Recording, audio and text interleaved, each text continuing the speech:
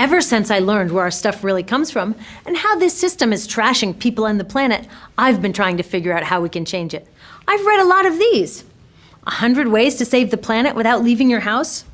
50 simple things you can do to save the Earth. The Little Green Book of Shopping.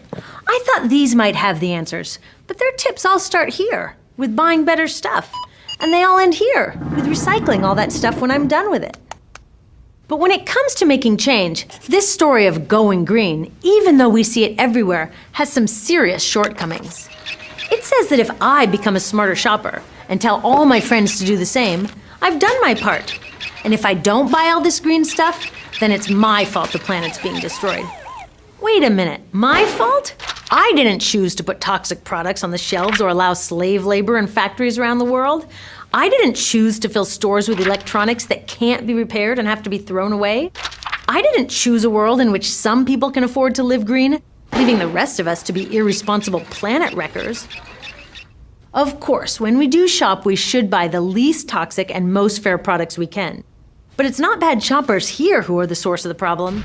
It's bad policies and bad business practices here. And that's why the solutions we really need are not for sale at the supermarket.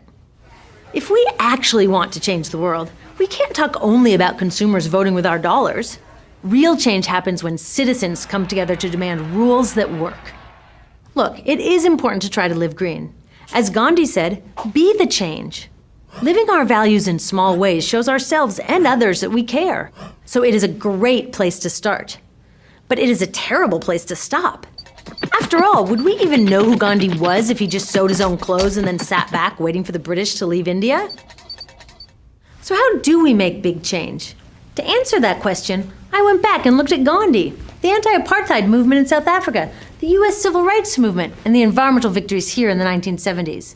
They didn't just nag people to perfect their day-to-day choices, they changed the rules of the game. It turns out there are 3 things you find whenever people get together and actually change the world. First, they share a big idea for how things could be better. Not just a little better for a few people, a whole lot better for everyone. And they don't just tinker around the edges. They go right to the heart of the problem, even when it means changing systems that don't want to be changed. And that can be scary. Hey, millions of us already share a big idea for how things can be better. Instead of this dinosaur economy that focuses only on corporate profits, we want a new economy that puts safe products, happy people, and a healthy planet first. Duh! Isn't that what an economy should be for? Trying to live eco-perfectly in today's system is like trying to swim upstream when the current is pushing us all the other way. But by changing what our economy prioritizes, we can change that current so that the right thing becomes the easiest thing to do. Second, the millions of ordinary people who made these extraordinary changes didn't try to do it alone.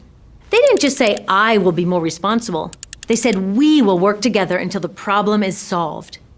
Today, it's easier than ever to work together.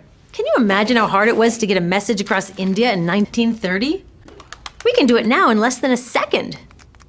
Finally, these movements succeeded in creating change because they took their big idea and their commitment to work together, and then they took action.